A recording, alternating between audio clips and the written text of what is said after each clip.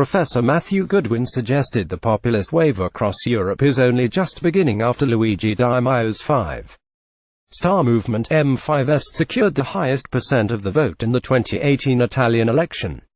Mr. Goodwin claimed the election result was awkward for Europe, especially as the support came from the younger generation.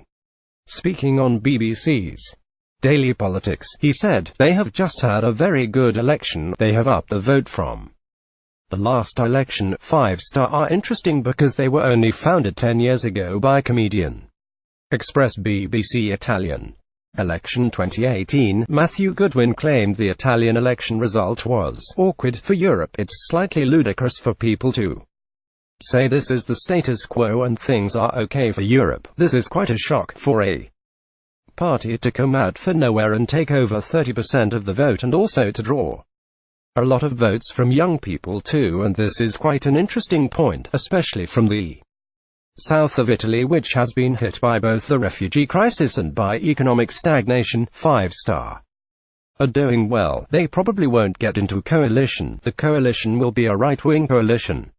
My personal reading is that Luigi Di Maio will not become prime minister, but it is awkward for Europe that a populist party has finished in first place, and has symbolically won this election, even if it might not enter into the coalition. Mr. Goodwin added that he thought Europe was only at the beginning of seeing success with anti-establishment parties. He said, "What we are seeing in Europe, I would say, is a real historic change that we have not seen before. If we were talking in the 80s and 90s, we would not be talking about things like this.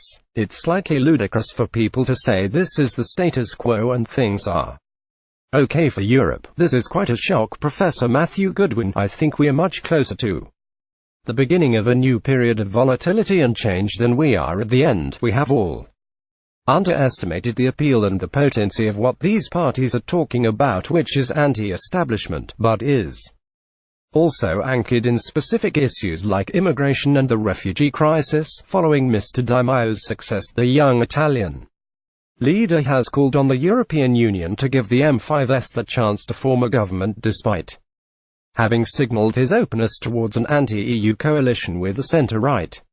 He said, "I appeal to the other European powers, to other European leaders, get to know us before you judge us. M5S has previously ruled out governing with any other political party. However, following the announcement of the exit polls, Alfonso Bonafede, a close ally of M5S leader Luigi Di Maio, told La7 television, "We will be a pillar of the legislature. The result is likely to concern Brussels, who will fear a coalition led by M5S will demand major reforms to the EU to return sovereignty to Rome, and may even look to hold a referendum on membership of the trade bloc." Monday, March 5, 2018, candidate of Five Stars movement Alfonso Bonafede, over 50% of the Italian electorate voted for Eurosceptic parties M5S, League and Fratelli d'Italia, proving the rise of anti-EU sentiments dominating the campaigns before the election. With the new Italian electoral law, if no party or coalition reaches a majority, it will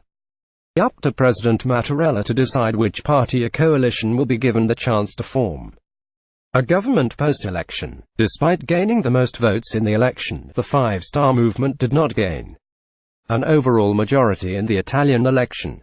Italy looks to be headed for a hung parliament after Sunday's general election vote, and the race to government is being fought by Silvio Berlusconi's centre-right bloc and Mr.